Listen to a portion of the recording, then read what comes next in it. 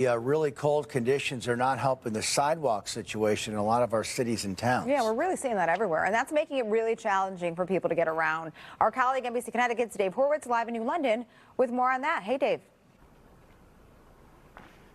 Hey Amber, hey Kevin, that's exactly right. And while it's super cold out here in New London, it is the sidewalks that you mentioned. This one over here, as you can see, the sidewalk turns into just a bunch of snow. And people we spoke with that are walking. It's a mess. Like, the roads are very narrow now. There's just not enough room for people. Sunday's major snowstorm dropped about a foot of snow in the New London area. Some people say walking to work is nearly impossible. It's been like this for years. I mean, you can see the people that's supposed to plow the snow, they be sitting in parking lots for hours just wait till the snow get up here, and then they decide that they're going to do it. Some say the main streets have been cleared, but others, not so much.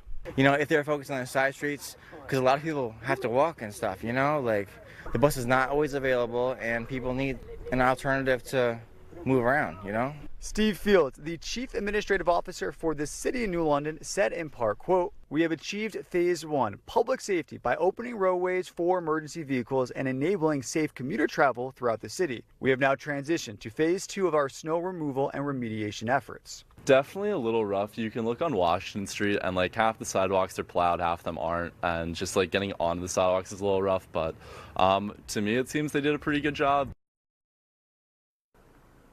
And so a lot of mixed reviews from people depending on how they think they did in terms of removing the snow or not. But as you can, we lost this. This is a sidewalk over here, completely unfinished. However, Field says that this is an ongoing process and they are working to clean up all the snow. So hopefully sooner rather than later.